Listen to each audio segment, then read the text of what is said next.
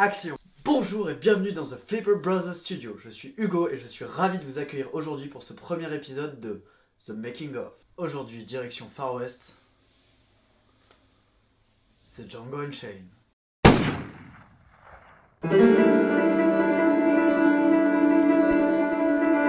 Pendant la scène où Leonardo DiCaprio, qui joue Calvin Candy dans le film, s'énerve à table devant tous les invités, on peut le voir qui frappe la table de son poing, qui casse un verre et s'ouvre la main.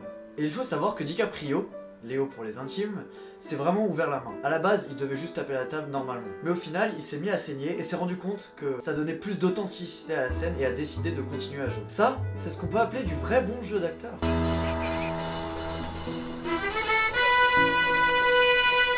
Maintenant, on va revenir quelques années en arrière dans le précédent film de Quentin Tarantino, Inglourious Basterds. Dans ce film, Hans Landa, le chasseur de juifs, principal antagoniste du film, devait être joué à la base par DiCaprio. Mais en y repensant, il s'est dit que le rôle irait mieux à un vrai germanophobe, et il l'a donc donné à Christopher Waltz, qui joue dans Django le chasseur de primes King Schultz. Pour se faire pardonner, il a donc donné à DiCaprio le rôle du méchant dans son film suivant, Django Unchained. Avant de choisir le talentueux Jamie Foxx, plusieurs autres acteurs étaient pressentis pour le rôle de Django. Will Smith, Idris Elba, Chris Tucker ou encore Tyrese Gibson auraient pu jouer le rôle de l'esclave affranchi. Autant vous dire que la concurrence était rude pour Jamie.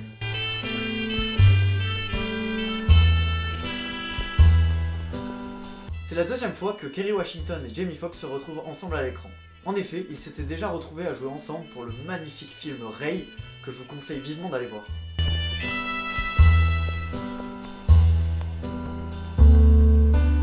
Quentin Tarantino, ou Cutie pour les intimes, a eu l'idée de faire Django Unchained durant la promotion de Inglourious Basterds au Japon. En effet, les Japonais étant très friands de western spaghetti, Quentin Tarantino a pu en mater des tonnes lors de son passage au pays du soleil levant.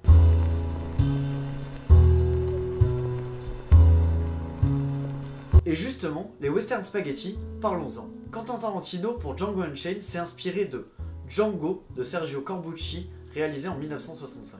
Un western italien qui avait à l'époque la réputation d'être le western le plus violent qui avait jamais été fait.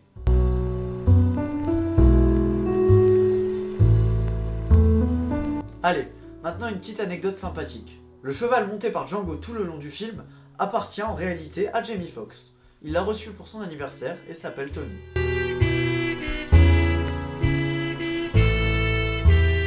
Enfin, pour terminer, Jamie Foxx révèle que quelques minutes avant de tourner la dernière scène du film, Quentin Tarantino s'est énervé, a dit « Ma fin ne fonctionne pas ». Il est parti du coup dans sa caravane et est ressorti quelques heures plus tard avec, assez dire, une fin mieux encore. Et voilà, on en a fini pour Django Unchained. J'espère vraiment que la vidéo vous a plu. Si c'est le cas, n'hésitez pas à mettre un petit like et à vous abonner. Si vous connaissez d'autres anecdotes sur Django, vous pouvez aussi les mettre en commentaire. Et sur ce, coupez!